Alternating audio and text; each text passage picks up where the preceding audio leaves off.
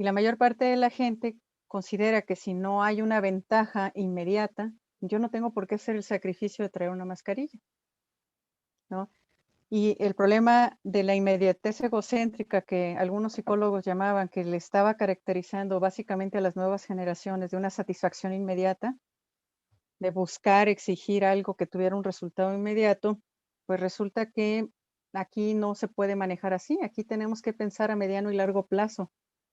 Y el ver el resultado positivo, pues resulta que va a tardar 4 o 5 años y la gente no está dispuesta a esperar tanto, pero tampoco sabe cómo procesar la pérdida inmediata. Entonces es una decisión muy grande. Hace días yo le decía a la doctora Cancino que en algún momento tendríamos que empezar a trabajar para entender cómo, como un gesto de salud pública, se tendrían que modificar las buenas costumbres y los formatos de comunicación básica, de cortesía básica. Parece que esto no tiene nada que ver, pero resulta que mucho conflicto social se está generando porque no sabemos cómo pedirle al otro que mantenga distancia, que se ponga su mascarilla, que no se exponga demasiado, que si tiene la fortuna de estar con un ingreso que le permite estar en su casa, no se movilice en este momento, ¿sí? Es decir, son cosas que podrían parecer de agresión a las personas, porque no nos acostumbramos a hablar un lenguaje de comunidad. Todo tiene que ver con yo, conmigo, con lo que a mí me satisface. En mi época de estudiante y de juventud, nosotros nos referíamos a un nosotros, pero hoy la mayor parte de los jóvenes y de la gente que está incluso resolviendo, dirigiendo los temas de pandemia, no fueron formados bajo el criterio del nosotros, sino del yo. Y eso hace que los esfuerzos sean mucho más grandes de los que tendríamos que hacer como comunidad. Entonces, al interior de familias, hace un momento tuve una reunión con una profesora de la universidad y la vi muy delgada, muy delgada. Entonces le dije, oiga, ¿qué le pasó? Me dijo, maestra, pues he tenido COVID.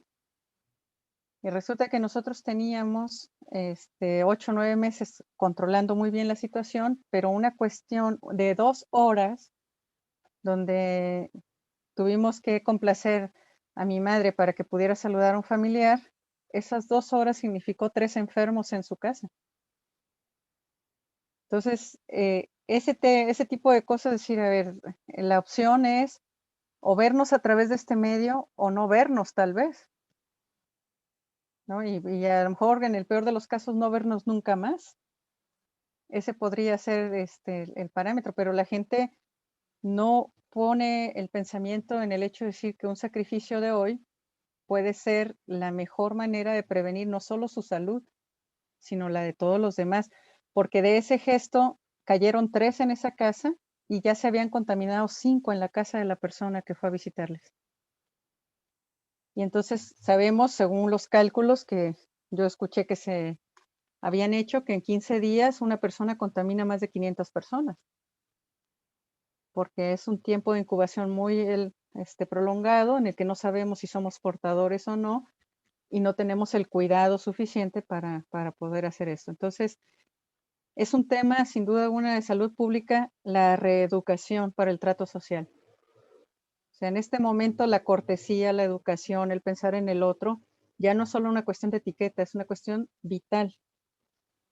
El pedir el permiso para pasar, para no estar cerca de alguien, el respetar los 2 metros de distancia, todas estas cuestiones implican reeducación cívica y nadie está haciendo esa labor, pero se está generando mucho conflicto en la sociedad, porque cualquier observación pasa como la observación de agresión, a condicionar tu libertad. Pero es que viviendo en comunidad, tu libertad está condicionada en los términos de los metros de los que tú puedes disponer. Entonces es más complicado el proceso y es una cuestión en la que debemos ponernos a reflexionar. Ustedes como especialistas de salud pública tienen muchos retos, muchos temas novedosos que la pandemia ha sacado a flote, que estaban ahí, que siempre estuvieron, pero que en este momento toman una relevancia porque ponen en riesgo comunidades enteras. Porque los pueblos indígenas, así es, Hilda, efectivamente. De hecho, es al interior de las familias donde más conflicto hay. Los contagios, la mayor cantidad de contagios se ha dado, según los reportes que he leído, dentro de las relaciones de familia, porque la gente confunde. Una cosa es la confianza que yo le tengo a mi familiar y otra cosa es que esa confianza moral, esa confianza familiar, se traduzca en que sea confiable desde el punto de vista sanitario, porque yo no sé con quién habló, qué comió, dónde estuvo, a qué se expuso, ni el propio pariente lo sabe. No podemos calcular. Yo siempre que llevo algo de mi espacio a otro lado, le digo, haga de cuenta que eso está súper contaminado, ¿eh? O sea, yo se lo entrego limpio, pero no me voy a responsabilizar de lo que le pase a su casa por meter algo que yo traje. Límpielo como si viene del espacio más contaminado que usted se pueda imaginar. Y si alguien trae algo, con la pena del mundo, lo limpio como si me lo acaba de entregar directamente el mismo COVID, ¿no? O la COVID, ¿no? Digo, no, yo no puedo permitirme este tipo de cuestiones. Y hay cosas que pongo en cuarentena. ¿Y cómo te pareció? No, no lo sé, ahí está, 15 días guardadas las cosas al menos, ¿no? Definitivamente, y eso tiene que verse como un gesto de cortesía, porque alguien podría decir, no, pues mira qué desatenta, ¿no? Y yo digo, no, es que a la hora de los problemas, yo no le puedo echar la culpa a nadie más, hay que asumir una responsabilidad personal del cuidado y del autocuidado y de la comunidad a la que pertenezco. Y efectivamente, la familia es la más difícil de convencer, la más compleja, porque donde hay una persona que tenga un mínimo de conciencia y quiera abrir esa conciencia a los demás, si no hay recursos didácticos suficientes, casi hay un problema seguro, porque se considera que es una exageración cualquier cuidado. Si hay personas mayores, las personas mayores no dimensionan a veces lo que puede pasar. Y los familiares que quieren visitar a las personas mayores son otro problema. Entonces, necesitamos urgentemente nuevos protocolos de acción para trabajar las buenas costumbres en aras de salud pública, porque este es un problema ya que va más allá de no compartir el virus, que está generando problemas social. Y a esto sumado con el dolor y la pérdida y la enorme frustración social que existe entre médicos o todo el personal clínico y la sociedad misma que no sabe cómo resolver y evitar estas complicaciones, pues obviamente es un caos, Miriam, es un caos emocional, es un caos social y hay que saber de qué manera proteger nuestro entusiasmo y nuestro ánimo, ¿no? Porque el otro día tengo una sobrina de 8 años que me sorprendió su frase porque ella no ha salido de casa desde el año pasado, desde marzo del año pasado. Entonces me preguntó, tía, ¿cuándo es el futuro? Porque el presente ya me tiene frita, ¿no? Le venimos diciendo que luego, que mañana, que ya mero, que ahí viene, ¿no? Entonces dijo, a ver, pero ¿cuándo va a ser el futuro ya? Porque ya este presente ya no me está gustando nada, ¿no? Bueno, son muchas cosas que hay que gestionar de una sola forma o con una sola intención, que es proteger la vida. Pero hay muchas cosas que cuesta trabajo comprender y entender, sobre todo cuando podrían evitarse, ¿no? Que creo que es por ahí por donde viene la mayor frustración, Miriam. El darnos cuenta que muchas cosas pudimos o podemos aún evitarlas, pero no hay la suficiente conciencia para resolverlo. Entonces, eso se reduce al autocuidado, lamentablemente, pero sabemos que una pandemia no se resuelve así solamente. Son medidas de autocuidado simultáneas, coordinadas, para poder resolverlo con menores tiempos y menores consecuencias. No sé si alguien comparta esto o alguien quiera comentar algo adicional. ¿Alguien tiene esa sensación? Yo creo que también es bueno, así como dice usted, es cuestión de empatía, o sea, si todos somos empáticos, también con el personal de salud, con los mayores. Muchos dicen que si, por ejemplo, los más afectados fuéramos los jóvenes, los adultos harían las cosas que se necesitan, que ahorita los jóvenes estamos haciendo. Es muy probable, sí, es verdad. Aunque la empatía es una condición humana que predispone o que, no que predispone, que presupone valores muy elevados. O sea, yo no pienso en el otro cuando soy una persona egoísta. De hecho, ni me percato del otro normalmente, ¿no? El otro Exacto. me, el otro me importa cuando yo ya entendí que lo Ujú. necesito y que me necesita y que juntos somos mucho más fuertes que solo siendo yo, ¿no? Entonces, es otro nivel de convivencia humana para ser empáticos. Eso para quienes en un momento dado culturalmente han decidido no ser empáticos. Yo sé que hay condición física o fisiológica o médica, no sé cómo se pueda evaluar, donde hay personas que no tienen esa posibilidad de ser empáticos y aún así pueden educarse, porque escuché que una persona que no tiene una disposición natural a la empatía puede educarse para ser empático, ¿no? Pero esto es algo que de alguna manera la sociedad no lo tiene trabajado, no lo tiene entrenado. ¿Alguna otra opinión? ¿No? Bueno, pues vamos a comenzar. Yo recibí esta semana un trabajo, el de la compañera Hilda, y quisiera pedirle, Hilda, que en todo caso la última media hora trabajemos usted y yo observando su trabajo. Voy a considerar el hecho de que ustedes a lo mejor todavía no quieren compartir el resultado del trabajo y nos sentimos en más libertad trabajar uno por uno el trabajo que se vaya presentando. De los que deseen presentarlo, ¿de acuerdo? No se sientan estresados y no se sientan presionados. Hasta ahora ha habido la manifestación de 3 compañeros en que van a mostrar su trabajo o van a compartir su trabajo y dadas las condiciones en las que nos encontramos, yo les diré que este trabajo que van a hacer tiene que ser el más libre que ustedes puedan realizar, en tiempo, en acciones, en contenidos, porque el objetivo es aprender, no es poner a prueba su temple en este caso. Hay actividades que buscan eso, poner a prueba su temple, pero no es este el caso. En mi caso, lo que yo estoy buscando es que se descubran escribiendo, se motiven a escribir. Y desde luego, Hilda, hay una serie de observaciones que van a posiblemente, eso lo va a decidir usted, le van a obligar a cambiar la estructura del trabajo. Posiblemente, depende de lo que usted quiera hacer. ¿De acuerdo? Para mí, con esto que usted ya entregó, está perfecto ya para efectos del taller. Pero yo diría, Hilda, ya está aquí, ¿por qué no intentar hacer algo más ordenado? Pero eso lo va a decidir usted. De Tiene ese... hecho, es borrador, ¿eh? Siento yo que es un borrador, no, Ah, no es lo mejor, final. mejor, Sí, porque entonces nos vamos a poner de no, acuerdo. Muy bien, muy bien.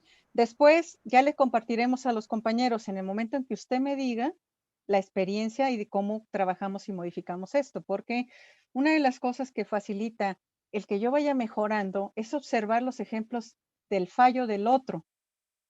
Y lo lamento, tengo que utilizar la palabra error o fallo, las palabras, porque son eso, y son intentos, y son ensayos. Y en los ensayos cabe esa posibilidad de equivocarnos. Entonces, de ese error podemos sacar una gran experiencia que se consolide como un buen conocimiento para avanzar, para mejorar. Bueno, pero eso lo trabajaremos usted y yo al final, Hilda, de lo que veamos hoy. Una actividad que vamos a agregar es ok. que una de las personas o 2 personas van a narrar lo que suceda en cada sesión a partir de ahora. Yo le llamo a eso, porque eso es una relatoría de clase. ¿Cuál es el objetivo? Que una vez que esté hecha la relatoría de clase, que puede ser una cuartilla, o sea, no se preocupen tanto, nada más escribiendo con su estilo, como ustedes quieran, qué pasó en la clase que nosotros vimos, lo suban al chat. 1, practican, los que hagan este ejercicio van a practicar escribir. 2, los que no vengan al espacio de trabajo, además de que puedan ver la sesión grabada, se van a enterar rápidamente qué sucedió. 3, me van a permitir observar cómo escriben y ver qué podemos hacer desde ahí. ¿De acuerdo? Entonces, yo he recibido relatorías de clase en forma de canción, de poema, gráficos incluso. Hay gente que decide no escribir y lo hace gráfico. Bueno, entonces, esta es una relatoría de clase en la que ustedes reflejarán su personalidad y sobre todo practicarán escribir. Como lo vamos a leer todos, esto sí lo vamos a leer todos porque nos tenemos que enterar, al momento de leerlo podemos hacernos observaciones y decir, mire, es que esta palabra a lo mejor no era lo que usted quería decir. Esta frase hubiera quedado mejor acá y no acá. Es decir, tendremos con qué practicar la redacción. ¿De acuerdo? Entonces, 2 voluntarios para empezar el ejercicio. Muy bien, Daniel. Yo. Gracias, Daniel. Segundo voluntario. Yo. Muy bien, Miriam. Gracias. Yo. Ah. Bueno, Miriam y Daniel para esta sesión. En la próxima, alguien más. Bueno, yo les había pedido que hicieran de su escrito en el que estuvieran trabajando, ya observaron qué tipo de documento tenían, viendo si tenían más qués, más cómo, más cuándo, más dónde, más quiénes. Yo les dije que era importante identificar estos rasgos para saber qué tipo de documento habían construido. Eso no quiere decir que en la redacción aparezcan los qué, los cómo, los cuándo agrupados, porque entonces no tendría ningún sentido ese escrito. Una vez que ustedes tienen muy bien identificados los qué, los cómo, los cuándo, los dónde, los porqués, entonces ya pueden decidir qué hacer con ellos.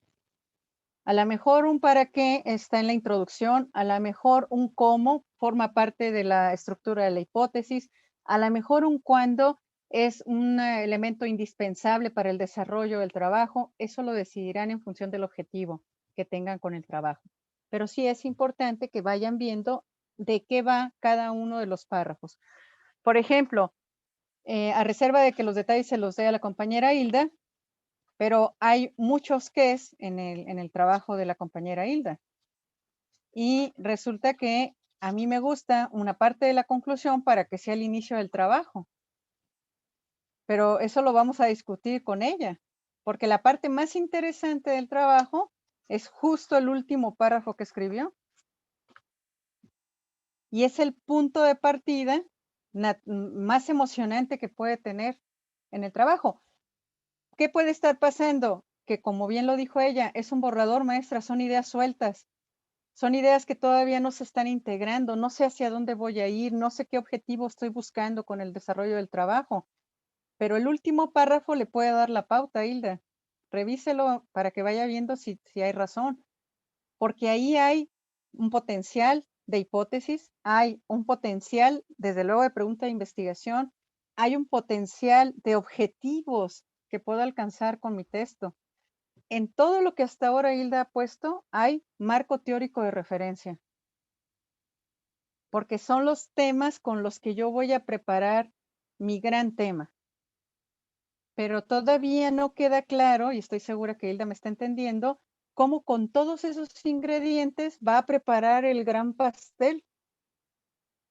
Porque por el momento son ingredientes puestos en la mesa, pero no tenemos la receta con cuánto hay que ponerle, en qué momento se van agregando los ingredientes, en qué temperatura el horno. Eso todavía no lo he decidido, Hilda, porque no ha planteado una metodología, porque no tiene un objetivo claro, porque no tiene un planteamiento de problema, porque no tiene un elemento real que le haya motivado a ese problema. Entonces, Hilda está haciendo un gran esfuerzo y un gran trabajo, pero sin el trabajo que se reduce con el método. ¿Mm? Pero eso vamos a platicarlo usted y yo. Entonces, aquí el gran punto es que con los qués, con los cómo, con los cuándos, es solo poner en la mesa los ingredientes para empezar a preparar las cosas, sabiendo qué es lo que quiero hacer, qué es lo que voy a desarrollar. Bueno, voy a compartirles a ustedes. Bueno, perdón. ustedes tenían que hacer ahora preguntas de su texto. ¿Recuerdan eso?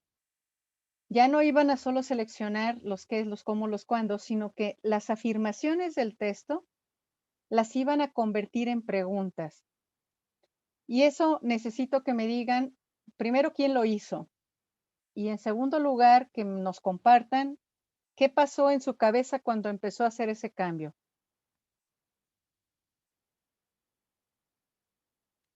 ¿Quién hizo el ejercicio? A Yo. Daniel. Muy bien, Yo Daniel. también. Muy bien. Primero Daniel, luego Gladys. Adelante, Daniel. Bueno, ¿qué me pasó? Pues es prácticamente el escrito que yo hice, como se acuerda la semana pasada, es una relatoría y es como muy personal, o sea, que no tiene citas ni cosas externas, pues. Y lo que pasó, bueno, a mí al principio pensé que me iba a cuestionar yo mismo el texto y hacerlo como más crítico hacia mí. Y bueno, en parte sí pasó eso, pero lo que más me llamó la atención, que no tenía esperado y me va a servir si es que voy a mejorar la redacción en algunas como oraciones o párrafos, donde al hacerlo en cuestionamiento me cambiaba el sentido pues de la estructura. Entonces creo que me di cuenta que en algunos párrafos quedaba mejor entendido cuando lo hacía en pregunta y luego decía, bueno, a ver, vamos a quitarle los signos. Y le quitaba los signos y ya se podía leer como una aceleración, pero no necesariamente era pregunta porque era una afirmación desde su origen. Simplemente tenía como más sentido, se podía entender más. También me di cuenta que pude quitar algunas palabras que me estaban sobrando al hacerlo pregunta. ¿Qué más? Pues básicamente eso fue lo que más me pasó. Daniel, ¿y no notó que cuando tradujo una afirmación en pregunta, le faltaban elementos para estructurar la pregunta? Que no, que me ¿No notó faltaron. que le faltaba información para que la pregunta quedara comprensible? Sí, bueno, como sí, algunas palabras o conectores, sí. Exactamente. Cuando nosotros solo hacemos afirmaciones, muchas veces, y lo he podido comprobar con lo que estoy leyendo de algunos compañeros, dan por hecho que todas las personas que estamos leyendo traemos la información que ustedes traen y dan por hecho que conocemos los términos, las formas o todos los conceptos que ustedes sí consideraron a la hora de escribir un párrafo.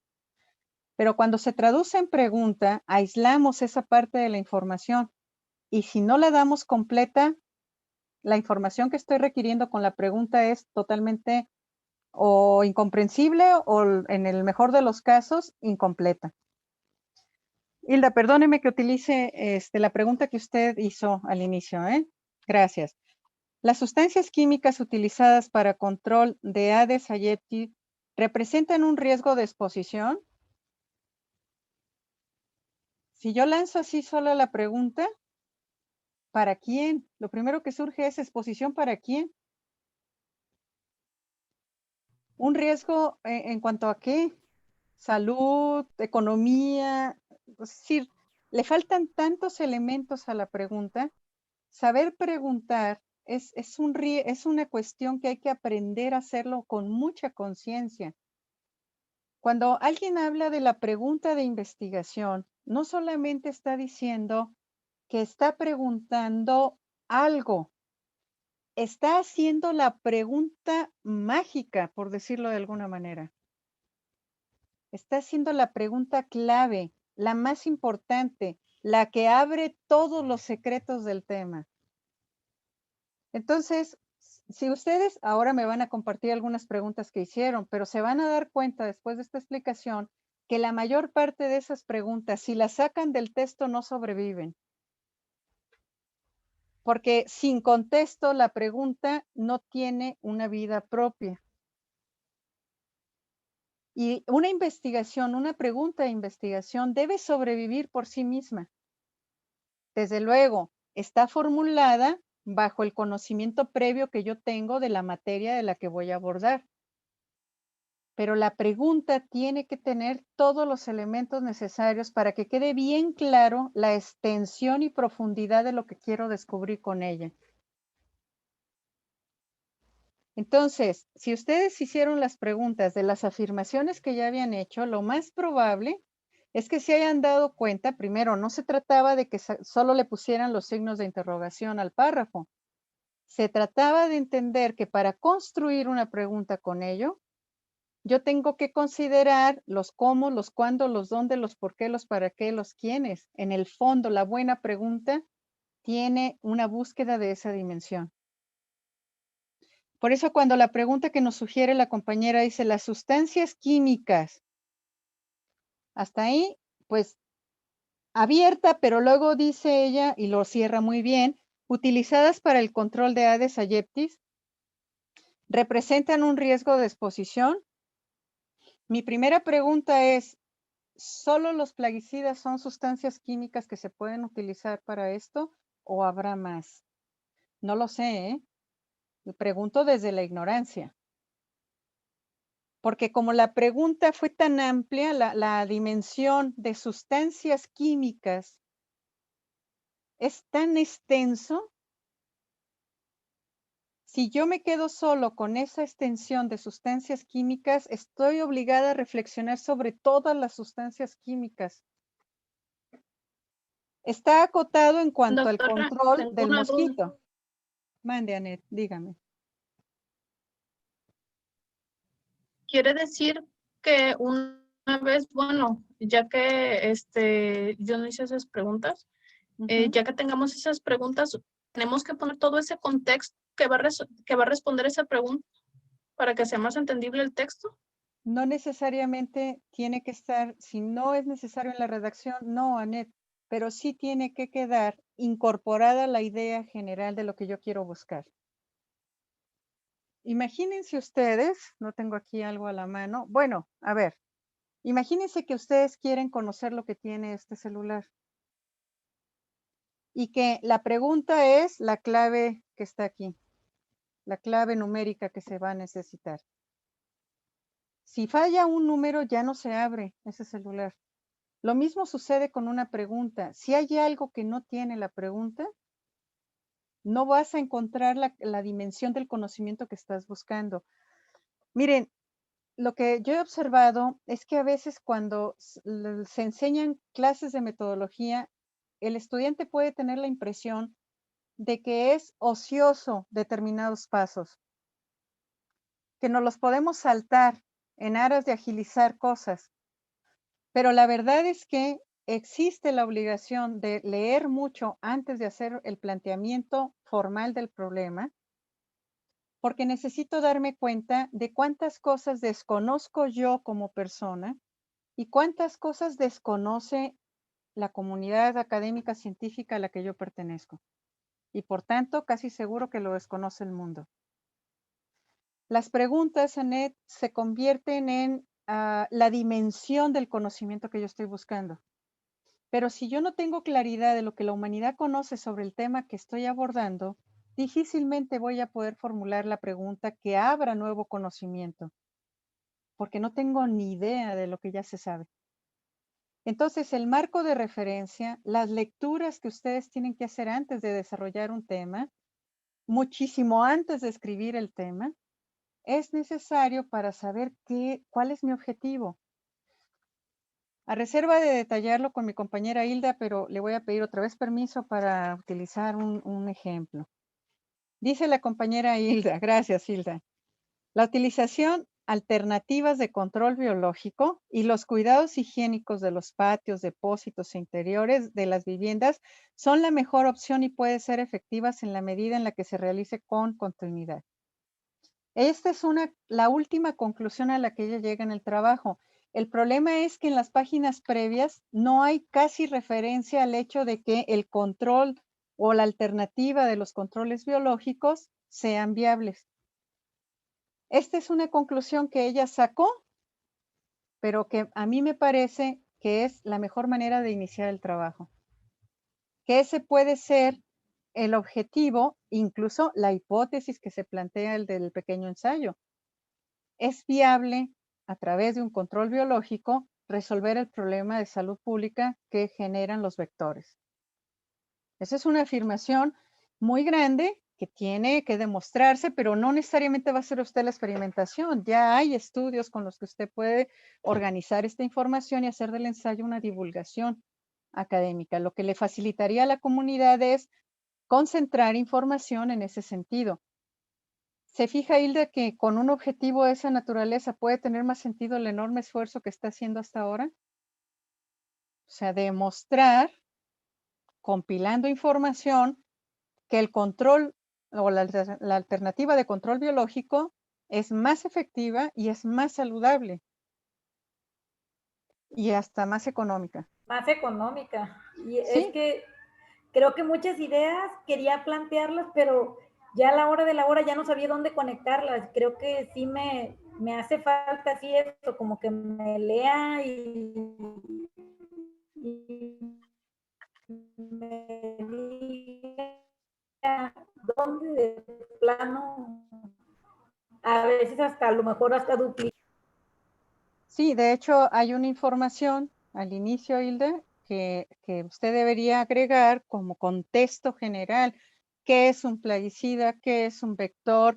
Como promete hablar de métodos, también a lo mejor una pasadita sobre los métodos de control para luego decir en dónde se va a concentrar usted, ¿sí?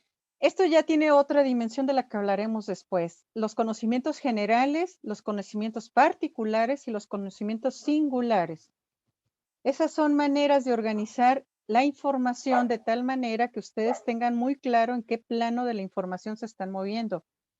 ¿Es un tema general el que estoy desarrollando? ¿Es un tema particular? ¿Es un tema singular? Ejemplo, los plaguicidas, plano general. Los temefos, plano particular. Los temefos en la ribera del río Santiago, plano singular. ¿Sí? Entonces, categorizar también la información tiene que ver con una manera de estructurar lógicamente lo que yo voy a decir. Pero en este caso estoy tratando un punto previo, Hilda, conectado con lo que Annette preguntaba. La pregunta es la llave a la información. La pregunta que usted hizo, Hilda, no solo es una pregunta que ya está muy contestada. O sea, no tendría mucho sentido hacerlo. Lo que aún no se sabe bien es si esos medios alternativos del control pueden ser tan eficientes y más económicos. O sea, mucha gente lo tiene muy claro y sabe que sí se puede hacer, pero las estructuras oficiales no. Y ese es el problema que existe en este momento y ese sería el objetivo que podríamos cubrir. Diseñar una estrategia, una estructura, incluso educativa, para que la gente pudiera gestionar esta información, ¿sí? Entonces, aquí es un problema de orden de ideas, pero porque no hay una pregunta guía. La pregunta que está, que es un muy buen esfuerzo, Hilda, es una pregunta que deja demasiado abierto los espacios para hablar de muchas cosas. Sustancias químicas, el control del mosquito, y los riesgos de exposición a quién sabe cuántas cosas y de cuántas especies, porque no los centramos ni en la salud humana ni en el medio ambiente, es decir, quedó abiertísima esa posibilidad.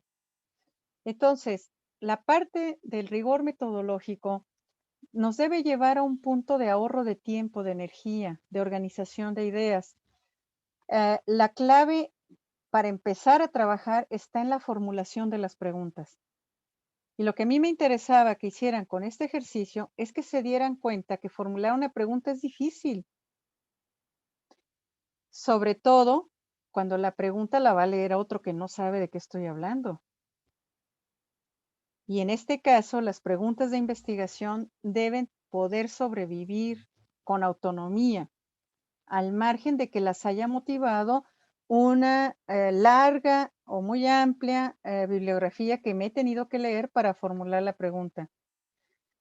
En términos muy coloquiales dirían que según el sapo es la pedrada, ¿no? Pues según la dimensión del conocimiento que busco, es la pregunta que tengo que hacer. La pregunta que busca una profundidad a nivel de un para qué es una pregunta muchísimo más elaborada que aquella pregunta que está buscando un cómo. Entonces, en este caso, las preguntas de investigación normalmente suelen abarcar más y trascender más también, porque tengan en cuenta, yo estoy pensando en su tesis, tengan en cuenta que esa tesis les va a llevar al menos 6, 7 meses de trabajo intenso, cuando no que 2 años. Es que no lo sé, cada persona es diferente. Y recuerden ustedes que aquí no hay competencia entre personas, hay que entender cuál es mi ritmo también, definirlo.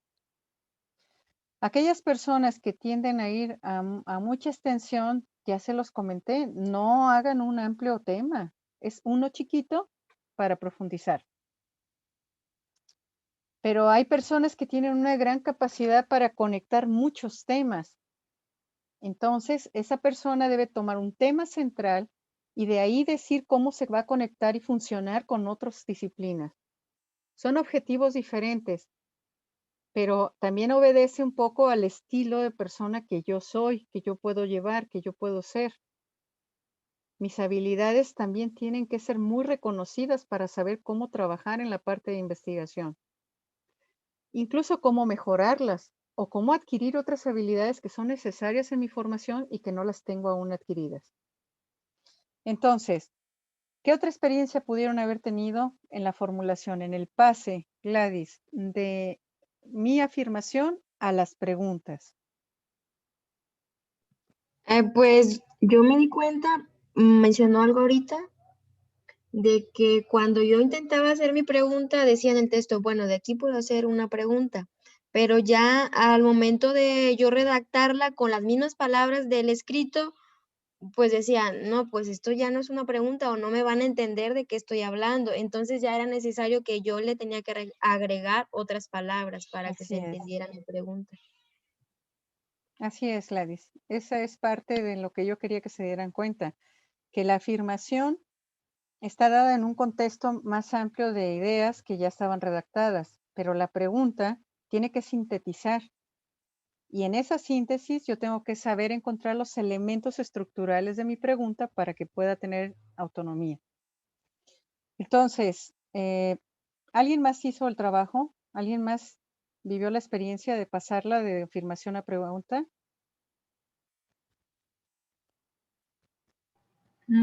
Hola, buenas tardes. Yo también, doctora, pero Lisa.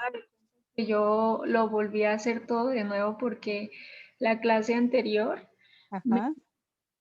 había unas cosas que yo había subrayado como, por ejemplo, ¿qué? Y realmente no era así, estaban siendo un porqué. Ujú. Y pues tuve que hacerlo de nuevo, volverlo a analizar. Y también me sucedió lo mismo, que cuando yo quería convertir algo de lo subrayado en una pregunta casi ni se entendía. Así es. Sí, tu trabajo. De acuerdo. La otra cuestión, a ver, Brisa, Daniel, Gladys y los demás que hayan hecho este ejercicio, ¿se dieron cuenta que tienen muy entrenada su cabeza para afirmar y muy poco entrenada para cuestionar? Sí, yo sí lo noté. Sí, doctora, y de hecho, esto me recordó que casi al inicio del taller hubo una ponente y usted nos dio unos artículos para que los leyéramos y que hiciéramos otras preguntas. Y hablando con otras compañeras, pues realmente no se nos ocurría qué preguntar durante la ponencia. Ajá. Y en ese mismo día nosotros dimos como opiniones X, no eran preguntas en sí.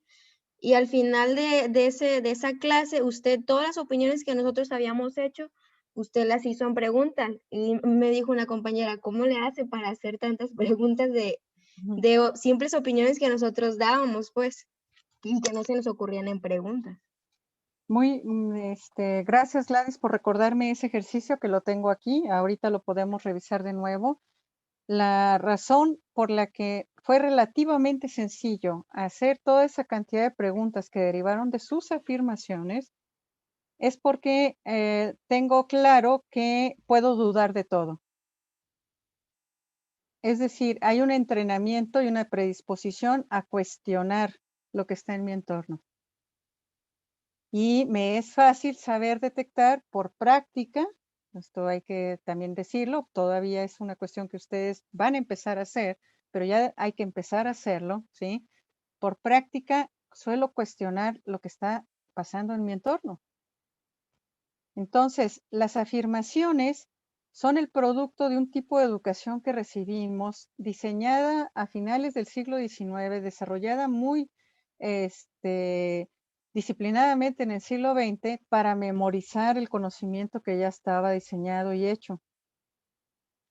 Pero resulta que después del año 2000, aquí dice Jocelyn, dice que también hizo el trabajo. Ah, no se preocupe, Jocelyn, tranquila. Gracias por hacer el esfuerzo de estar aquí.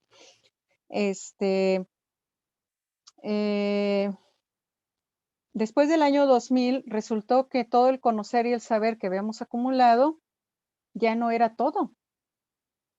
Y que lo que sabíamos se estaba cuestionando por nuevos descubrimientos, por nuevas aportaciones de la ciencia o del trabajo científico técnico. Entonces, había que volver a cuestionar lo que estamos tomando como afirmaciones. Si entran al campo de la investigación, la pregunta es la clave de la investigación, no la respuesta. La respuesta es el resultado del trabajo que vamos a hacer con la investigación. Pero el punto es que saber preguntar es el paso más importante para iniciar la investigación.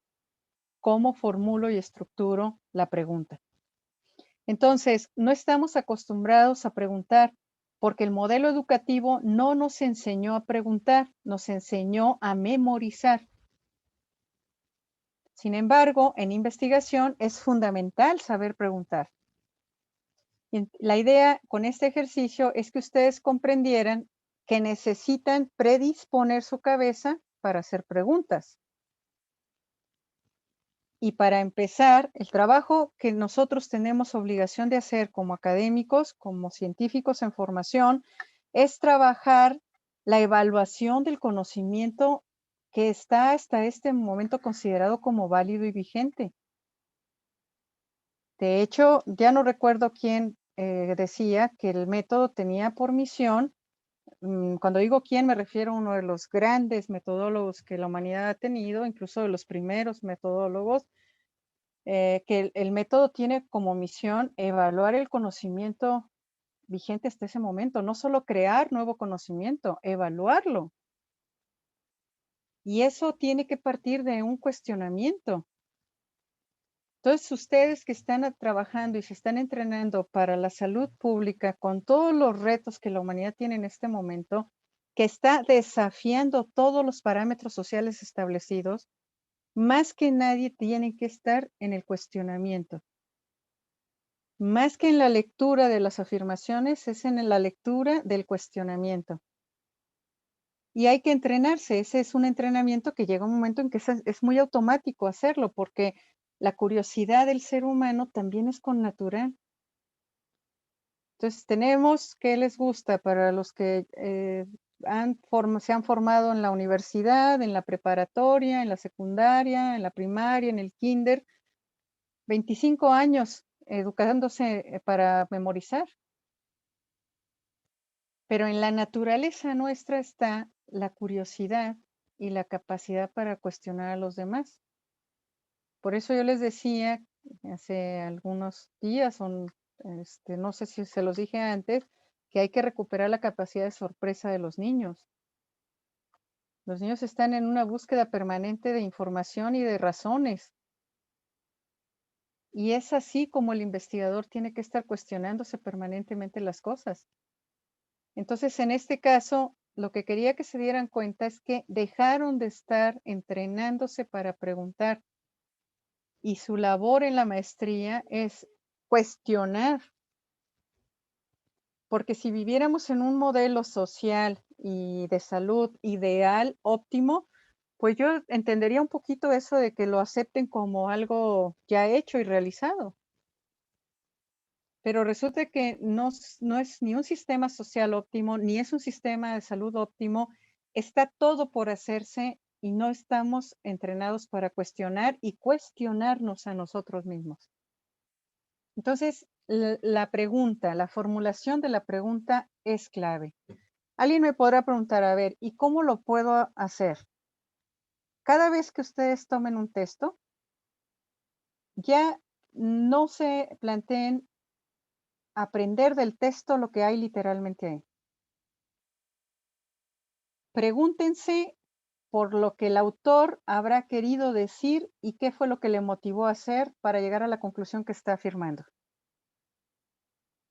Cuando hay afirmaciones muy contundentes en los textos, al menos eso pónganlo entre los signos de interrogación, porque cuando un autor que sabe escribir bien y que lo ha pensado mucho afirma contundentemente algo, casi siempre esa afirmación contundente está completa como pregunta, porque es una conclusión que debió estar nutrida con todos los elementos estructurales de la idea. Y es así como nos vamos a ir entrenando para saber formular, para saber hacer las preguntas que pueden abrirse a una investigación. Entonces, cuando yo tomo un texto, no sé, voy a tomar cualquier libro que yo tenga por aquí. A ver, permítanme. ¿Qué puede ser? Bueno, constitucionalismo universal, la internacionalización y estandarización de los derechos humanos, ¿no? Hace muchos años yo lo leí, no me acuerdo bien, con toda honestidad, qué fue lo que descubrí en él. Pero si yo voy a tomar por primera vez este texto, lo primero que yo hago es la cantidad de ideas que vienen aquí en este textito que casi tiene el tamaño de mi mano, que mi mano sea grande, es porque tenía el autor poco que decir o porque todo lo que tiene que decir lo pensó tanto que solo son píldoras de conocimiento y sabiduría. Porque este gran tema, constitucionalismo universal, para empezar, universal. La internacionalización y estandarización de derechos humanos es un gran tema. Me prometen un paseo por el derecho constitucional de todo el mundo. Y luego me dice que hará un esfuerzo para homologar todos los derechos humanos de todo el mundo a través de una estrategia, la internacionalización de derechos. Yo nunca paso al interior de un texto sin haber cuestionado todo lo que hay en una portada. Me pregunto por la editorial. ¿Es una editorial seria? ¿Dónde tiene su sede? ¿Cuántos años tiene trabajando? ¿A quién le publica esa editorial? Porque cuando yo me haga en el interior de este texto, lo que sigue es confiar en que puede ser un material serio. Si yo no conozco al autor, Cuauhtémoc Manuel de Diegem Barriguete, si no lo conozco, tengo que hacer toda esta indagación de la editorial y todo lo que les acabo de señalar. Si tengo referencias de su valor académico, de su conocimiento socialmente avalado, científicamente avalado, puedo confiar un poco en que es una autoridad académica y lo puedo tomar como referencia. Me cuestiono hasta por el color, porque en el fondo un texto, un libro, un diseño, una página web, está hablando de una intención. Si tiene texto en la contraportada o si no lo tiene, también me lo cuestiono. ¿Por qué no hay una contraportada? ¿Por qué no hay un texto que me explique y me anuncie? Porque son ideas y píldoras de ideas que en un momento dado no las quiere revelar el autor o porque no hay nada que decir de verdad. Porque si no es un autor consagradísimo en la materia del tema, que ya sepamos su línea de trabajo y de investigación, casi todos anuncian aquí algo sobre la obra. Como ven, aquí ya van al menos 4 o 5 preguntas que me hacen leer el libro y no lo he abierto todavía. Después de O que leo eso, mercadotecnia. ¿Mandé, Anet? O mercadotecnia. Yo me he dado cuenta de que hay libros, como lo menciona usted, que no tienen ningún texto en la contraportada y vienen sellados. Así que casi obligan al lector a tener que adquirirlo para poder saber qué es lo que dice, qué es lo que tiene contenido. Mire, hubo una época cuando yo era profesora de la UAN con salario, en otros tiempos y en otros momentos, en que yo destinaba 1,000 pesos de mi quincena para ir a comprar libros.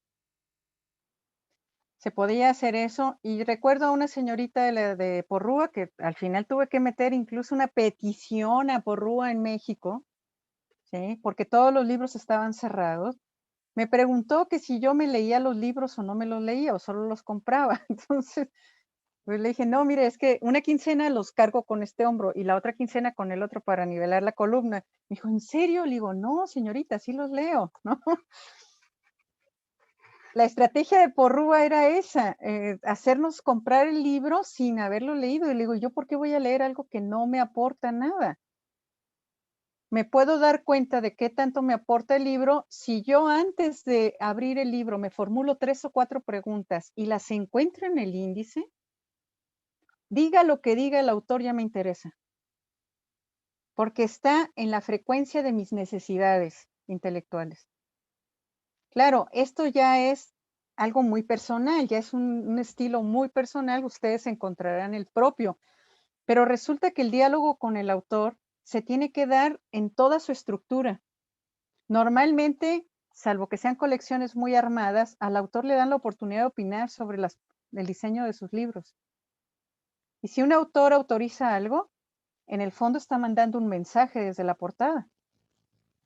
Entonces yo quiero hacerme con ese mensaje.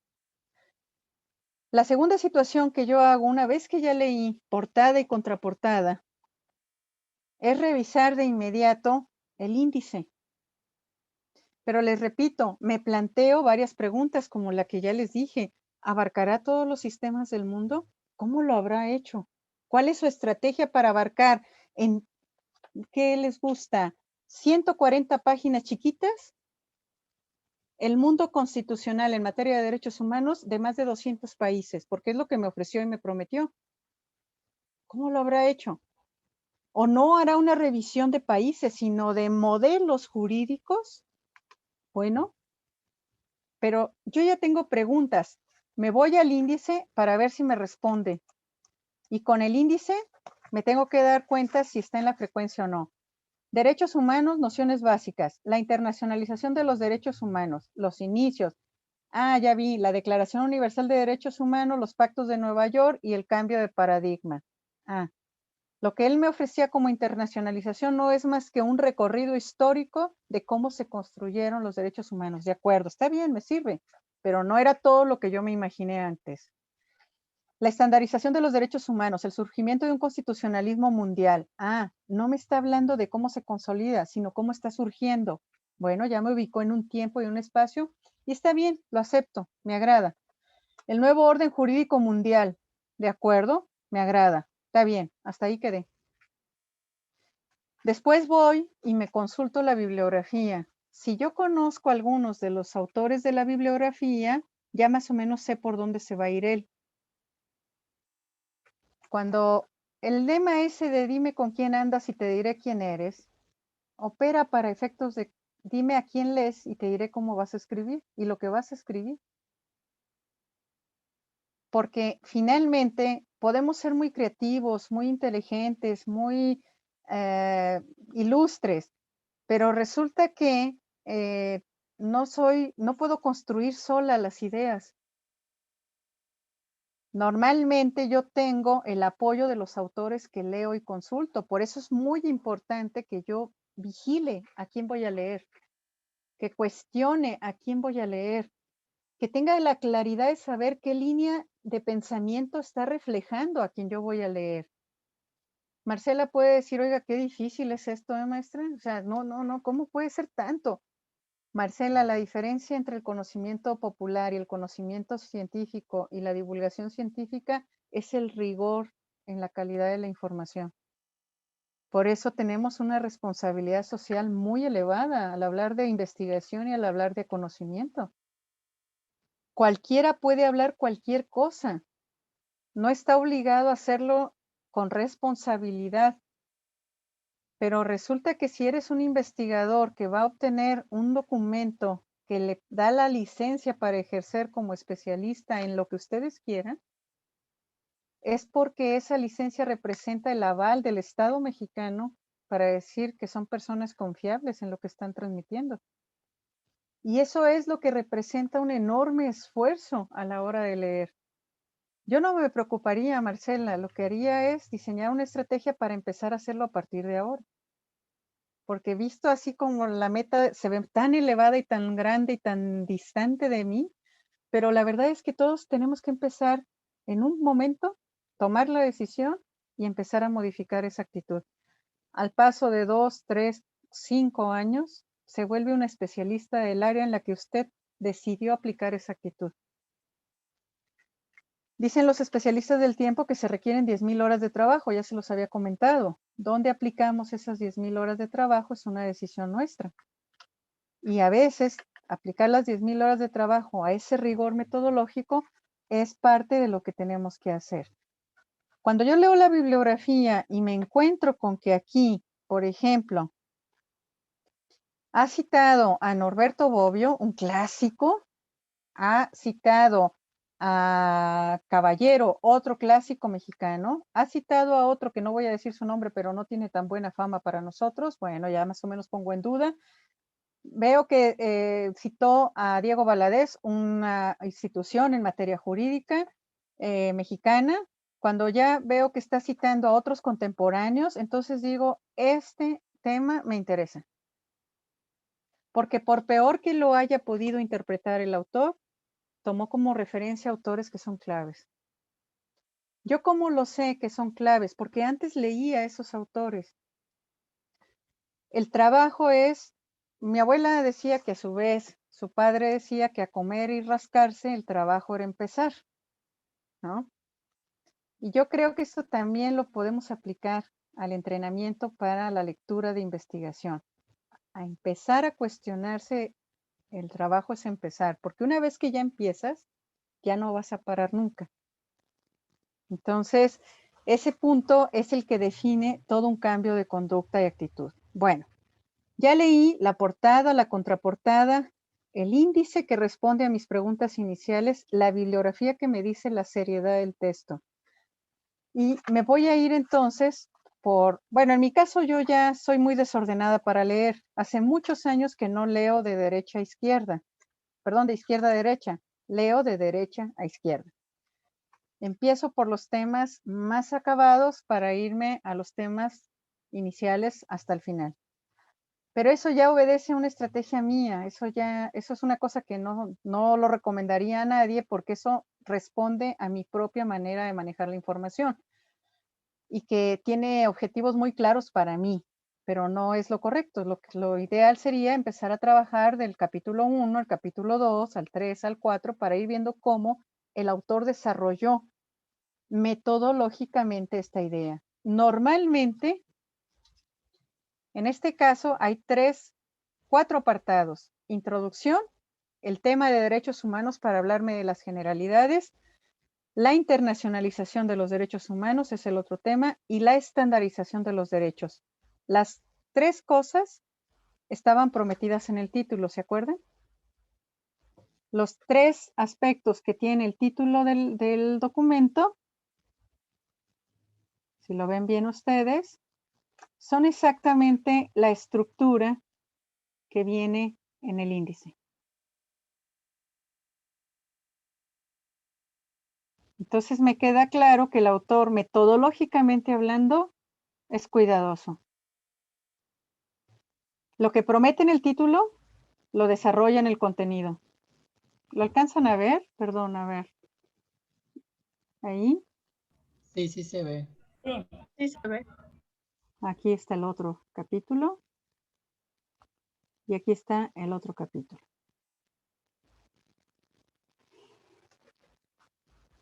¿Qué le va a poner a cada uno de los capítulos? Ya eso nos lo explicará por qué esos subtemas los decidió incorporar ahí. Pero se fijan que hay un orden coherente. Lo que ofrece en el título está en la estructura general que en este caso aparece con casi el mismo título, pero podría aparecer con otro nombre, pero sí abarcando los contenidos temáticos. ¿Sí? Bueno, y viene un apartado de conclusiones. Cuando yo empiezo a leer el texto, yo sigo haciéndole preguntas al texto, pero ya no las preguntas de lo que yo quisiera encontrar, sino de los porqués de lo que escribió él. La lucha por los derechos humanos aparece históricamente con caracteres, de utopía social. Y lo primero que yo haría, a ver, si no sé lo que es una utopía social, me preguntaría, ¿qué es una utopía social? Pero si yo comprendo bien ese concepto, entonces yo diría, a ver, la lucha por los derechos humanos aparece históricamente como caracteres de utopía social. Si una utopía es algo irrealizable, socialmente hablando, quiere decir que el autor me está señalando que la lucha de los derechos humanos, antes que ser una realidad, han sido considerados una utopía. ¿Por qué? Yo no avanzo en la Doctora, lectura. Sí, Anet. a mí me pasa con un libro que estoy leyendo Sí, porque es un área muy diferente a la mía. Y a sí. veces me tardo porque cositas como esas, palabras como esas que para mí no estaban en mi diccionario, me tengo que poner a buscar la definición o de dónde salió para entenderlo mejor. Anet, eso es lo correcto y ese es el punto al que quiero llegar ahora. Ustedes están migrando de un área de conocimiento que dominan a áreas de conocimiento que nunca habían aproximado. No tienen lenguaje técnico disciplinar de otras materias. Como no tienen lenguaje técnico disciplinar de otras materias, la mitad de lo que leen no lo entienden y la otra mitad de lo que leen tampoco, porque no es su campo disciplinar. Este es el momento en el que los diccionarios especializados y los diccionarios, el diccionario general, se deben convertir en sus mejores amigos. Están sufriendo y no escriben porque no tienen lenguaje para escribir lo que tienen que escribir.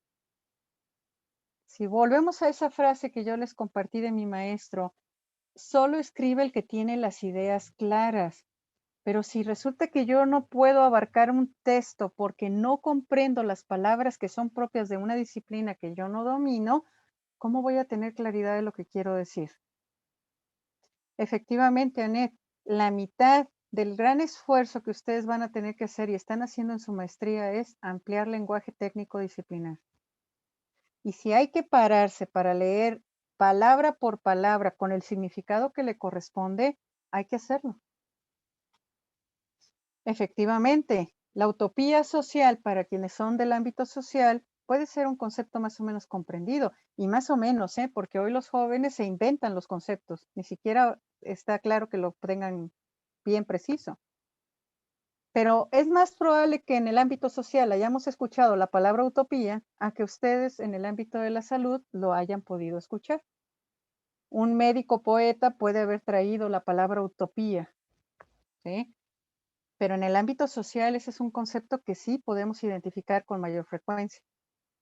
Entonces, en este caso, el autor está haciendo una afirmación en la introducción, primeras dos líneas del texto.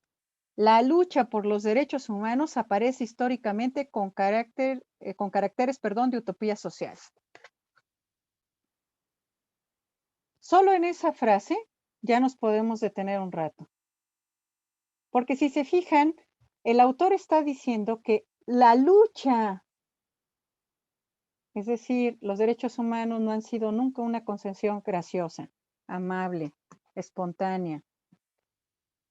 Yo me tengo que preguntar de esas dos líneas muchas cosas. Primero, ¿por qué si los derechos humanos son inherentes a la condición del ser, cuesta tanto reconocerlos, respetarlos, difundirlos, divulgarlos? ¿Será que realmente puede ser una utopía la realización de una sociedad en términos de derechos humanos? ¿Por qué dice el autor que aparece históricamente, es decir, a lo largo del tiempo de desarrollo social, como una utopía social? ¿Cuánto tiempo? ¿Cuántas etapas de la vida? ¿Desde el siglo XIX o antes? Porque no se hablaba de derechos humanos o de la humanidad. Antes de 1789 esa no era una referencia, perdón. No sé qué tiene mi perra, pero... antes del siglo XIX no teníamos estas condiciones de hablar de los derechos de las personas. Entonces, ¿el autor va a delimitarme esto, históricamente hablando? ¿Me explico? Son cosas que yo me tengo que preguntar, pero son más fáciles de preguntar cuando mi cabeza se quita los lentes de la verdad absoluta y fija y se pone los lentes de la duda. Y esos son los lentes con los que hay que leer a los autores cuando estamos haciendo un posgrado y cuando somos investigadores. Sigue el autor. La mueve el afán por lograr objetivos que desbordan el marco consolidado por los tópicos socialmente vigentes. ¿Qué es un tópico? Cuando dice socialmente vigentes, ¿a qué se está refiriendo? ¿A los ámbitos oficiales? ¿A los de las comunidades? Lo mueve el afán por lograr objetivos. ¿Qué objetivos? ¿Son los mismos los de hace un siglo que los que tendremos dentro de 2 siglos? ¿Qué hace común los objetivos de la humanidad? Es decir, tenemos que abrir la mente de tal manera que nos empecemos a cuestionar y les garantizo que en el primer párrafo podríamos empezar a tener la posibilidad de ensayar cuando hay preguntas. Entonces, representa un duro esfuerzo protagonizado por minorías tan convencidas de su verdad como para aspirar a conquistar la aceptación de la mayoría, insensible hasta ese momento respecto de dichas exigencias. Y luego yo puedo decir, ¿tenemos algún ejemplo cercano que pueda confirmar esto que el autor escribió? Déjenme ver la fecha de publicación. Octubre del 2009. Este texto se publicó en octubre del 2009, hace 12 años. Y podría estar hablando de las reivindicaciones sociales, por ejemplo, que hicieron los grupos que están buscando la no violencia contra los grupos más vulnerables, que casi paraliza al mundo en marzo del año pasado. Es decir, puede ser que el autor tenga razón, porque entonces ya estoy conectando información y me estoy preguntando algo que puede confirmar lo que el autor dice. Representa, dice, un duro esfuerzo protagonizado por minorías tan convencidas de su verdad como para aspirar a conquistar la aceptación de la mayoría, insensible hasta ese momento respecto de dichas exigencias.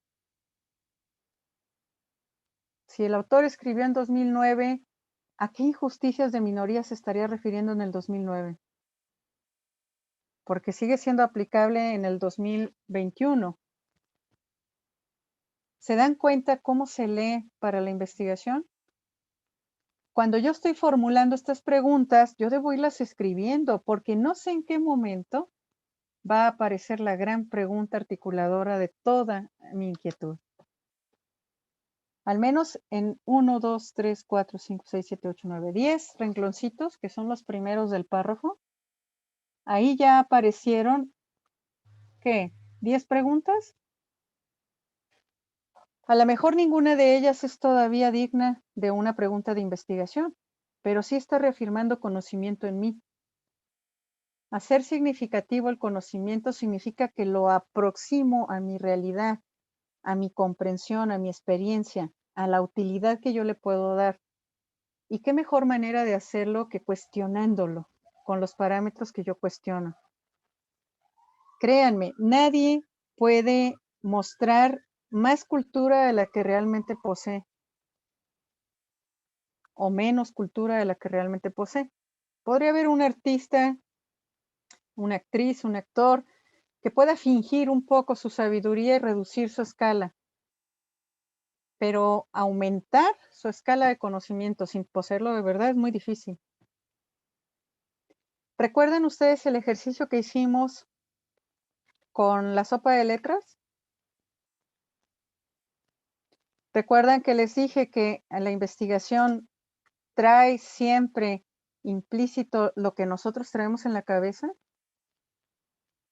solo podemos investigar lo que vemos, pero vemos con los ojos que ya traemos puestos y la información que poseemos es la que filtra, la que cuestiona, la que condiciona. Profesora, me falta mucho. ¿Y cuál es el problema? Estás en entrenamiento, estás en formación. Este es el momento ideal para empezar. ¿Cuándo voy a poder llegar a tener esa satisfacción de decir que estoy en condiciones de aportar al menos en 10 años? Formar un investigador, y eso es una de las cosas, además de la tragedia humana que está representando, que ya de por sí es muy doloroso despedirse de alguien, pero perder a 43 especialistas de la salud en el estado, súmenle en años de formación, de experiencia, de capacitación, ¿cuándo vamos a recuperar eso? Como sociedad estamos teniendo una pérdida de patrimonio intelectual y eso es gravísimo. Y la universidad cerrada es una cosa que no se puede comprender en este momento, de verdad. Es una cosa que ya en lo personal me indigna profundamente porque solo lo puede mantener cerrado la ignorancia. Formar un investigador es formar al menos o capacitar a una persona durante 10 años al menos. Perder a una investigadora epidemióloga como la que se anunció hace unos días, ella debió haber tenido al menos 20 años de conocimiento. Yo no digo de experiencia, que pudo haber sido más, pero de conocimiento. ¿Cómo lo recuperamos? Y hay cosas que no se pueden forzar. Una de ellas es esto, prepararse y predisponerse para la investigación y el trabajo. La mente se va abriendo poco a poco. La mente va trabajando en un elemento de consolidación que se va forjando al paso lento pero constante del entrenamiento que nosotros le sometamos. Entonces es una cuestión, por cada médico que ha muerto en México, se dan cuenta del déficit. Estaba estudiando la especialidad en salud pública. No con ustedes, en otra generación, en otro lugar. No. Es una tragedia social, porque de verdad, quien de verdad ha utilizado el conocimiento para su perfeccionamiento humano, sabe que formar y capacitar a un buen profesional no se puede lograr con la entrega de un título. El título debería hablar de esa capacitación, pero no es siempre una realidad. Eso lo da la experiencia, eso lo da la inquietud, la personalidad del que está concentrado en trabajar, la disciplina que pueda tener alguien. Cuando se habla de que alguien es metódico, habla de toda una actitud ante la vida, no para la escuela solamente. Quien se forma como un investigador muy difícilmente puede separar su actitud en la vida de la actitud escolar profesional, porque es algo que cala profundamente en los hábitos de las personas. Ser un investigador tiene eso. Miren, les voy a poner un detalle muy absurdo, pero que refleja muchas cosas. Ustedes saben que normalmente las que son mujeres, y supongo que los compañeros hombres lo habrán observado también, pero normalmente un viaje hecho por muchas mujeres va a representar casi, si hay un trayecto largo, parar en cada caseta al servicio. ¿Sí? Porque es algo interesantemente programado, socialmente hablando, ¿no? A lo mejor un hombre puede permanecer todo un trayecto de 8 horas y no se le ocurre a eso bajarse al servicio. Pero en el caso de las mujeres, y yo viajé mucho con el equipo de voleibol, era casi parar en cada caseta para que se baje el equipo, se suba el equipo. Eso significaba 1 hora de baños en el viaje. Porque se bajaban, a lo mejor no todas, pero se bajaban, ¿qué les gusta? 10 del camión. De aquí a que se miran, se comparten, se estiran, se lavan, se maquillan, se ponen. Increíble. Bueno, yo viajé con mi equipo de voleibol en la universidad algunos años Y esa era parte de la dinámica. Me acostumbré a eso. Ya no digamos si viajamos con la abuelita, ¿no? Incluso debo decir, en aras de honestidad, que soy de las que baja primero, ¿no? En todo caso. Pero un día hicimos un viaje, solo unas mujeres, por cierto, solo íbamos mujeres, en una camioneta de la universidad para un evento que organizaba este equipo, las compañeras que ustedes han conocido, algunas de ellas.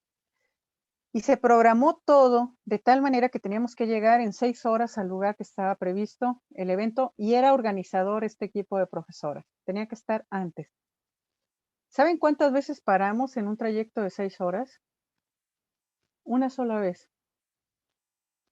Programado la gasolina, programado los baños, programado, organizado. No saben ustedes la satisfacción tan grande que me dio saber esto. Y saben, después yo lo dije, es que son investigadoras. La razón por la que ese viaje fue tan rápido, tan ágil, tan funcional, es porque se programó con método el viaje, la trayectoria, la distancia, el gasto, todo. No se puede evitar ser metódico, insisto, cuando lo haces muy seriamente para tu trabajo académico, lo haces para todo. Más bien ellas lo que creo que pueden tener son problemas en el resto de su contexto, que no es así de metódico seguramente, ¿no? Pero el asunto es que en una sociedad, y por eso estamos como estamos, que no tiene una formación organizada, pues difícilmente podemos hacer acuerdos rápidos e inmediatos, pero quien tiene esa formación metódica, insisto, hasta para barrer, está buscando el formato más económico, el que menos lastime la espalda, el que ahorre tiempo, el que evite mayores complicaciones, porque barrer para echarle el polvo a todas las cosas que están encima tampoco. Entonces hay que buscar investigar lo más eficiente, lo más, ¿sí? Bueno, entonces esas cosas, digamos que se tienen que formar, Marcela. Yo le pido que se relaje, que se sienta nada más motivada a iniciar, pero eso lo va a alcanzar, créame, todos ustedes lo van a alcanzar. Cuando a mí me decían que querían hacer un ensayo de esa naturaleza en 3 días, digo, no lo van a hacer porque no es mala fe, se necesita más tiempo para trabajar algo así. Y es la razón por la que también les estoy sugiriendo que en cuanto sepan el tema de su nuevo trabajo, comiencen por recopilar de inmediato la bibliografía y comiencen a leer cuestionando y anotando todas las preguntas que surgen. Porque una de esas preguntas o la integración de varias preguntas van a ser el eje rector de toda su investigación y su ensayo. Lo tienen que intentar así porque eso les va a facilitar darle coherencia a todo el trabajo. Escribir no puede ser el problema. Escribir tendría que ser la solución de todo el trabajo. Y cuando yo veo que el problema es escribir, es porque en realidad no hay un problema serio. O sea, es serio que no lo puedan escribir, pero digo, no hay un tema problemático. Tienen solo el problema de que no saben escribir o no pueden escribir. Saben escribir, perdón, pero no pueden escribir para el tema. Porque no tienen un problema del tema. Cuando tuvieron un problema del tema, tuvieron que pasar por todo ese proceso de investigar, de concluir, bueno, analizar, concluir, hasta llegar a ese punto en donde dicen, estoy listo, lo tengo que vaciar todo. Y de la mayor parte de los temas, ustedes se han visto distantes. Es como, si yo tomo esta taza, este es el problema y ustedes están a una distancia muy larga del problema y lo ven y lo miran y lo giran, pero no han penetrado en el problema. Quien penetra en el problema dice, a ver, ¿este diseño dice algo? ¿Hace referencia a algo? ¿Qué tiene la taza? ¿Con qué dimensión cuenta? ¿De qué está hecha la taza? Y tarde o temprano yo tendré necesidad de describir o de manera oral o escrita lo que significa esta taza como problema. Pero normalmente lo que yo observé es que ustedes dijeron, ahí está una taza, pues dicen que está un problema, pero mi problema es que no puedo escribir el ensayo. Y obviaron a la taza, pero querían escribir el ensayo. y la tasa necesitaba ser analizada al fondo por su constitución, por su forma, por su base, por su función, que era lo que les pedían en el trabajo anterior. Y no pudieron nunca llegar a darse cuenta qué había en el interior de la taza, pero estaban preocupados por reflejar el escrito. Entonces, lo que yo les estoy pasando es la noción, primero, para ir ya cerrando esta sesión. Leer para la investigación es cuestionar todo. Hay cosas que son tan ciertas que a lo mejor ya no merece la pena entretenerme mientras no se demuestre lo contrario.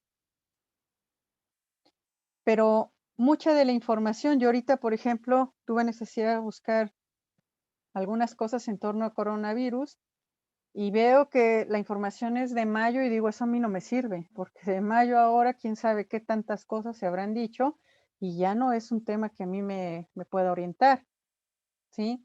Bueno, pues resulta que al leer yo también tengo que darme esa tarea, por eso te piden una información que no pase de 5 años en el ámbito social, pero en ustedes debe ser una cuestión que no pase de la semana pasada, más como están las cosas en este momento.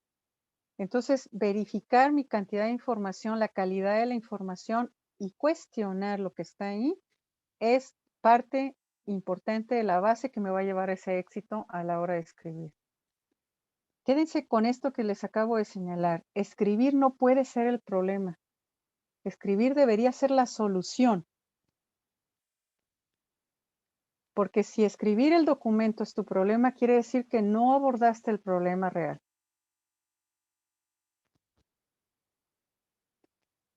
Como lo vamos a discutir ahorita con Hilda, Hilda ya está aproximándose al problema, pero ha tenido que leer, ha tenido que cuestionarse, ha tenido, ¿sí? Pero aún no aborda el problema. En cuanto lo tenga clarísimo, como chorrito de agua empezar a escribir. Entonces, es una fase previa a la que ustedes no han llegado porque están pensando en el día de la defensa del proyecto en el foro, pero antes hay que abordar el problema. Yo les recomiendo, y de eso vamos a hablar la semana que viene, que hagan un diario de investigación. En una libretita pequeña que puedan llevar a todos lados, porque de aquí a que abres el celular, pasa una persona, revisaste las redes sociales, o de aquí a que prendes la computadora y te distrae porque fuiste por un vaso con agua, se te fue la idea. Es una libreta, una pluma, todos los días cerca de ti, para que anoten día, fecha y algunas referencias que les haga recordar por qué esa idea surgió. Y anoten la idea completa. En el diario de investigación cabe todo. Las buenas palabras, las buenas ideas, las malas palabras, las malas ideas, todo cabe en el diario de investigación. Pasado un tiempo vas a regresar al diario y te vas a llevar solo lo que pueda compartirse y sea de interés general. Lo que esté avalado, lo que te parezca más inteligente, pero hay veces que podemos escribir una idea tan buena que puede pasar así, íntegra. Y hay veces que puedo construir una idea con 2 o 3 malitas ideas que tuve aquí aisladas, pero que pueden hacer un clic juntas. El diario de investigación se los recomiendo como un hábito que te va a permitir conocer tu evolución también. Hay veces que yo voy a descubrir, después de 2 o 3 meses de estar trabajando sobre una idea, que lo más interesante que le puedo aportar a un foro es el método de cómo llegué a una conclusión. Pero si no me acuerdo cómo lo hice con sus detalles, ¿cómo lo voy a aportar? El diario de investigación entonces me permite ir registrando todo lo que pasa por mi cabeza en torno a un tema. La actitud de una persona que se va a dedicar al trabajo académico científico es metódica. Eso significa pues que tenemos que reflejarlo en la conducta, en este caso con un diario, por ejemplo, de investigación. En otras áreas le llaman bitácora. no sé cómo le llamen en el ámbito de la salud, pero hay que registrar todo lo que ustedes van pensando, van cuestionando o van planeando hacer en torno a un tema. El foro lo que les va a representar es, primero, la construcción de una idea, la redacción de un texto, la presentación de ese texto y el convencer a un público que en principio parece ser no especialista del tema. Por tanto, hay que hacer divulgación científica. Y todo eso, cuando ustedes tengan su diario de investigación, va a ser relativamente fácil que lo puedan incorporar a su discurso. Porque las preguntas que hagan ahora, que no son especialistas del tema, casi son las preguntas que les van a hacer los del público general, que no saben del tema tampoco. Pero que cuando ustedes avanzando en el conocimiento del tema se den cuenta que ya dominan perfectamente esos conceptos básicos, podrán darle respuesta a las personas que están en el foro. Entonces, es una cuestión de disciplina, todo. Y ahí es donde en un momento dado, obviamente, marcamos la diferencia entre el conocimiento popular y el conocimiento académico científico. ¿Sí? ¿Alguna duda hasta aquí? ¿Alguna opinión?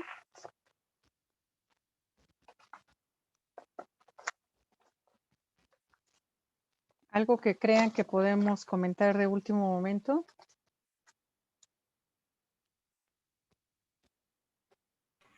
Nos deberían de dar el tema para irlo trabajando. Pues todavía no están en clases. Puede No ser, sabemos. pero ¿saben una cosa? Yo la semana pasada les dije, bueno, no se los dije a ustedes. Bueno, si se los dije, por favor, me lo recuerdan. Yo estaría leyendo cosas de historia universal en este momento. Como no soy de formación social, la historia se ha considerado, a lo mejor es una afirmación absolutamente arbitraria, pero muy románticamente hablando, hemos reconocido los de las ciencias sociales que la historia es la madre de las ciencias sociales. Si yo tengo el recorrido histórico de la humanidad, puedo ubicar etapas de la física, de la química, de la biología, de la medicina, del derecho, de cuanta disciplina quiera abordar. Yo estaría trabajando la historia universal como mi conocimiento general ahorita, que no tengo el tema. Y si después de leerme un libro de historia universal, me queda tiempo todavía, estaré abarcando un libro de historia de México. Todo el acontecer de la humanidad se ha dado en un tiempo y en un espacio determinado. Y eso es lo que ha dejado testimonio organizado, sistemáticamente hablando, la historia. Si a mí me interesa comprender los contextos en los que se dan las pandemias y se ha registrado que más o menos aproximadamente cada siglo tenemos una gran pandemia y que hay una amenaza potencial de que cada 10 o 20 años tengamos esas grandes pandemias que en otros tiempos duraron siglos, ¿por qué no ubicamos históricamente hablando los momentos en los que se dieron esas grandes pandemias? Porque no vayan a pensar que está desligado el acontecer económico y político de los lugares donde más han golpeado esas pandemias en las expresiones anteriores. Hubo una etapa, y ustedes lo saben mejor, en la que casi se pierde la población de todo el continente conocido, en aquel entonces de la Edad Media. ¿Pero por qué? ¿Qué razones más allá de la actividad del virus o de la razón de ser de esa epidemia provoca casi la muerte de la población? ¿Qué consecuencias sociales hay? Porque, ojo, nosotros tenemos que aproximar qué va a pasar y qué está pasando. Con más de 150,000 personas muertas en un país, algo está pasando y algo está cambiando. ¿Qué hicieron las sociedades de otros tiempos para recuperar eso? Si nosotros tenemos una cultura general ubicada por el desarrollo de la humanidad a lo largo de la historia, podemos ubicar mejor los fenómenos que tenemos hoy. Entonces, aparentemente es un tiempo que ustedes podrían dedicar a otra cosa, pero yo estaría leyendo Historia Universal, Historia de México, Historia del Estado de Nayarit, Historia de Tepic, si se puede, y la historia de mi familia, si me queda el tiempo. Por ejemplo, yo siempre supe, pero no lo entendí hasta ahora un poquito, siempre supe que mis abuelos paternos se conocieron en unas condiciones que motivó la epidemia de la viruela negra. Mi abuelo quedó viudo, perdió 4 hijos de esa epidemia. Mi abuela era 15 años menor que mi abuelo y mi abuelo, que quedó muy enfermo, convaleciente, dicen que expuesto a tomar el sol un poco para recuperarse, mi abuela lo vio, lo intentó ayudar y ahí surgió otra relación, ¿sí? El hijo menor de mi abuela, sí, cómo no, Jocelyn, ahorita se lo digo. El hijo menor de mi abuelo era más grande que mi abuela, pero se construyó una nueva familia a partir de eso, porque mi abuelo había quedado viudo con ese niño, ¿no? O ese jovencito. Bueno, al final de cuentas, historias de estas, si lo buscamos bien, todos tenemos en Nayarit. Esa epidemia de la viruela negra motivó, históricamente hablando, al sistema de salud en materia de vacunación en el país. Lo que sucedió en esta región condicionó tomas de decisiones para ese sistema que se diseñó después para vacunar a todas las personas en el país. Esos antecedentes yo lo escuchaba que lo contaban en mi vida familiar, pero no lo dimensioné hasta ahora que está pasando esto. Porque me imagino que en una familia donde se pueden perder 2, 3 elementos de la familia, no debe ser nada sencillo reiniciar. Entonces, son cosas que de alguna manera se deriva del conocer, del saber cómo es mi contexto y mi entorno. A ver, déjeme ubicar. Aquí está. Mire, Jocelyn, este es un libro muy maltratado porque es el libro que yo llevé en la preparatoria. Se llama Esbozo de Historia Universal de Juan Brom. En aquellos entonces, los jóvenes de prepa ya no tenían acceso a tantos dibujitos, ¿verdad? Sí, hay dibujos, mapas, ubicaciones, pero había mucho más texto. ¿Cuál es la ventaja de un libro como este de Juan Brom, Esbozo de Historia Universal? Juan Brom, que murió hace como unos 8 años, es un historiador del derecho que no desvinculaba el acontecer social histórico de los condicionantes económicos y políticos. Y era el libro de texto que se llevaba en la preparatoria en mi generación. A mí me dio la posibilidad de tener, todavía lo tengo aquí a la mano, soy profesora de Historia del Derecho y es uno de los libros que yo les recomiendo a mis estudiantes que lean, porque sigue siendo una referencia accesible, relativamente fácil, para informarme de la mayor parte de los acontecimientos importantes de la historia de la humanidad.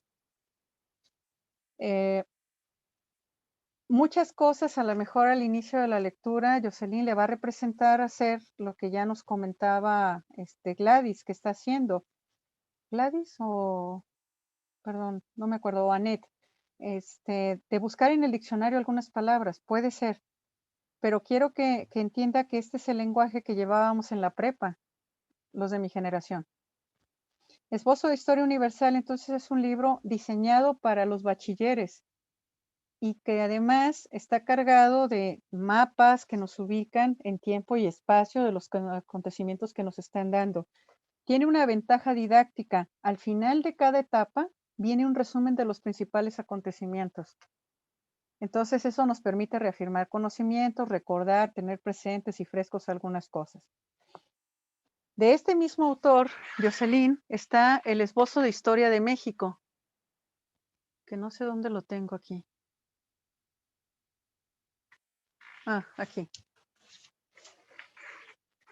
El Esbozo de Historia de México es otro texto que también viene con resumen, las fotografías En estos cuadros suele haber explicaciones de eventos muy concretos que significan lo que está diciendo el autor acá. Entonces, el autor es sumamente didáctico y creo que nos puede ubicar, Jocelyn, en un plano muy rápidamente de ese acontecer. Como tiene los dos textos, el de Historia Universal y el de México, en algún momento sabe que vamos a tener que ir conectando los fenómenos, ¿sí? Sociales, históricos. Yo le diría que estos dos libros pueden empezar a abrirle un panorama sobre lo que ha sido la evolución general de la humanidad y del país. Entonces, creo que eso les daría cultura general a todos y les sería más fácil ubicar, sin duda alguna, cualquier fenómeno de salud pública que tengan que analizar en el tiempo pasado y también entender cómo interactúan los fenómenos de salud con los fenómenos políticos, sociales, económicos, culturales, artísticos, ¿sí? Es el mismo, Miriam. El mismo autor tiene Historia de México e Historia Universal. Y yo lo destaco porque de verdad que es sumamente didáctico. A pesar de que para muchos la historia puede ser aburrida o cargada de datos, yo les diría que cuando lean, no se mortifiquen si no se memorizan los nombres o las fechas o los datos. En una primera lectura, intenten ubicar los fenómenos e inténtenlos ubicar en un tiempo y en un espacio. Algunas cosas les van a sonar. Geografía e historia van siempre conectados, porque todo acontecer social se dio en alguna parte del planeta. Y esa parte del planeta ha condicionado conductas de la humanidad. No es lo mismo estar en el desierto que estar en las montañas, que estar en los valles. Entonces, las conductas muchas veces se pueden explicar por los espacios en donde se desarrolla la vida social. Y eso es algo que la historia nos ayuda a comprender, nos da los ejemplos para entender en este escenario.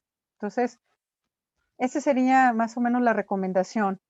Para la siguiente sesión, además, lo que les quiero pedir a Miriam y a Daniel es que nos envíen la relatoría al chat, por favor, un día antes de la sesión, el domingo, por ejemplo, para que más o menos estemos enterados y también yo lo pueda leer y ver si de ahí podemos hacer alguna observación, porque nos va a servir también para aprender en lo que podemos mejorar nuestra redacción.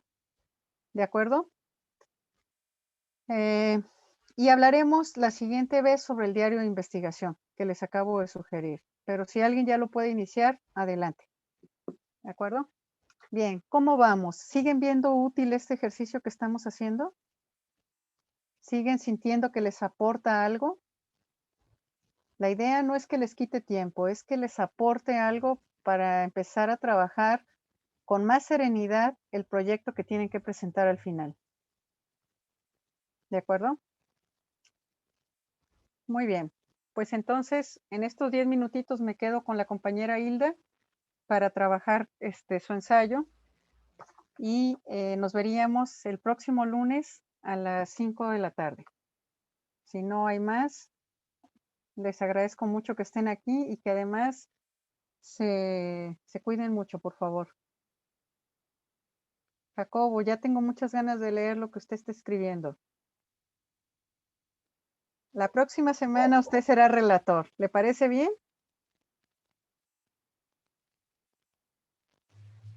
¿De qué sería? De la clase que hagamos. ¿Cómo ve? Sí.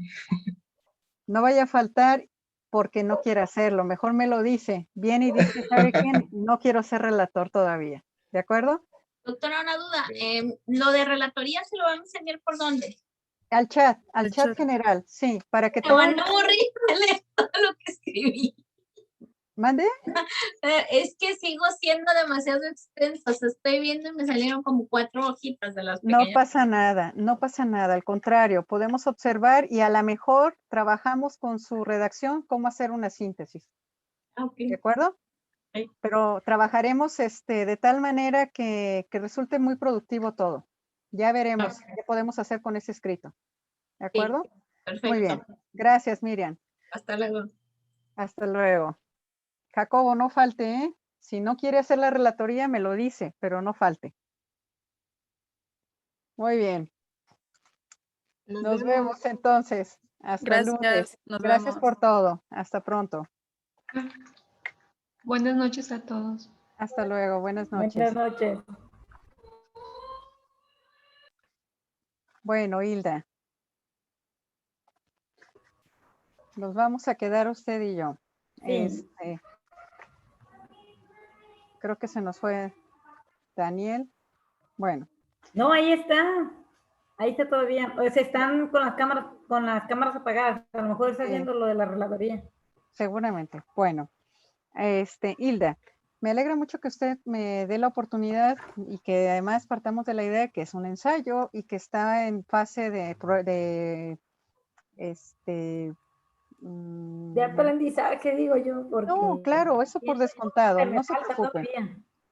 Mire, yo encontré al menos que usted habla de enfermedades transmitidas por vectores, de legislación de plaguicidas, de control de plagas, de control de mosquito, ¿sí? Perdón, el control de los plaguicidas, de la calidad de los plaguicidas, del control de los mosquitos, de los riesgos de salud, del impacto de los plaguicidas en el ámbito social y el medio ambiente, de los efectos en concreto de los temefos. Luego puso aquí una gráfica, Hilda, que no se ve. Esto no se debe hacer nunca. Porque... lo que pasa es que la quise descargar y no se pudo, entonces de momento dejé como para no perder la hilación. Incluso lo pensaba poner redactado. Perfecto, está bien. Pero qué bueno que lo tenga presente. Así pues es como no darnos nada, ¿sí? Y luego hizo una clasificación de plaguicidas, que eso podría quedar, si va a hablar de plaguicidas, podría quedar entre los primeros temas, no al final, ¿no? Y las conclusiones, digamos que hasta ahorita lo que se refleja aquí es todos los temas de los que ha leído. No es que todos esos temas vayan a quedar integrados en el ensayo, pero me queda claro que todos esos temas han estado en su ámbito de interés. Entonces, la conclusión última es, como ya le anticipaba, la que a mí me parece que le puede dar un punto para cuestionar, para proponer, para criticar, ¿sí? Y para que el ensayo tome un interés académico interesante, o sea, de relevancia, ¿sí? Porque es el punto que ya se habrá dado cuenta, genera más polémica, ¿no? O sea, ¿es efectivo o no es efectivo? ¿Cómo hacerlo? ¿En qué cantidades de población? ¿Con qué discurso? ¿Con qué estrategia? Todo eso está por pensarse y hacerse, Hilda. Entonces, ¿en qué fase creo yo que está este ensayo? En el fase de apenas integrar el marco teórico de referencia. Ahorita, por el momento, el ensayo no se puede construir porque no hay nada con lo que nosotros partamos todavía. Hay información, hay una estructura básica de temas que podrían incorporarse al gran tema, pero no está estructurada una idea. Entonces, le voy a proponer algo a partir de esto. No, dejemos este documento como está. No lo vamos a mover por el momento. Primero, quiero que hago una copia. Sí, está bien. Copia. Está bien, pero lo que vamos a empezar a trabajar es diferente, Hilda. Primero, quiero que piense si le parece viable y por qué razones le parece viable que los últimos 3 renglones de su trabajo se convierten en el eje de todo su trabajo. Piénselo y escríbalo, Hilda. Entonces, leo los últimos 3 renglones y pienso si es viable o no y por qué. ¿Eso es lo que quiere que le escriba? Sí. Ok. ¿Por qué podría ser el tema articulador del ensayo? Eso que proponen los 3 últimos renglones de su trabajo. Todo lo que se le ocurre en torno a ello, Hilda, sin estrés, sin presión, sin que olvídese si me va a gustar o no. Quiero que necesitamos, Hilda, que se relaje su mente para que pueda florecer todo su conocimiento. Una mente estresada no produce nada. Entonces usted está muy estresada porque esto quede bien. Olvídese de eso. No va a quedar bien conmigo. Quiero que quede bien con usted, que quede satisfecha con usted. ¿De acuerdo? Este ensayo ya evaluó su trabajo y está muy bien y está perfecta. Ya, olvídese del trabajo, del ensayo. Vamos a construir una idea. Eso es lo que lo quiero enseñar a hacer. ¿Sí? La mejor idea, porque es la más original, la que posiblemente más le haya emocionado, de la que tiene más convicción, es esa, la de los últimos 3 renglones. La utilización alternativa, aquí le falta de alternativas de control biológico y los cuidados higiénicos de los patios, depósitos e interiores de las viviendas son la mejor opción que puede ser efectiva en la medida en que se realice con continuidad. Esta puede ser la hipótesis, pero claro, y es que estamos empezando un poco desordenada, Hilda. ¿Cuál sería la pregunta con la que se respondería con esta frase? Tenemos 2 tareas entonces, Hilda.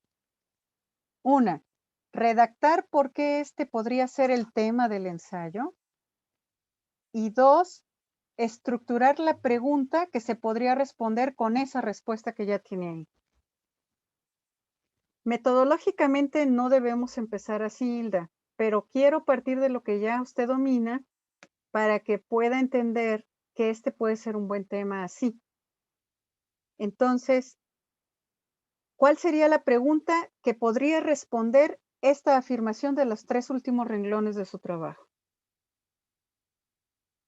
Esa es la tarea, Hilda.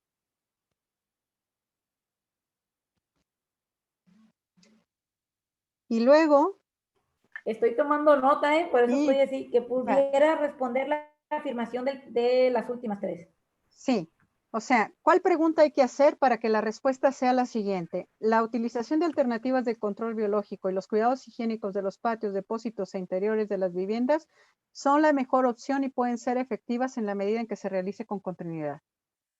¿Qué pregunta podría ser la que motive esa respuesta? Así, los 3 renglones, tal cual están, son la respuesta. Pero ¿a qué pregunta? Le repito, este no es el proceso normal, porque primero se hace la pregunta y luego se hace la respuesta. Pero ya que tenemos una afirmación de esta naturaleza que podría ser nuestra hipótesis, ¿qué pregunta habría justificado, habría provocado esta respuesta? Observe bien esos 3 renglones, analice y haga la pregunta o las preguntas. No se limite a una. Si no tiene dudas, más bien si tiene duda o no lo puede hacer sola, lo seguimos trabajando usted y yo hasta que la encontremos. Hilda, a partir de este momento, el objetivo no es el ensayo, el objetivo es que aprendamos con el pretexto de lo que ya tiene. ¿Me explico?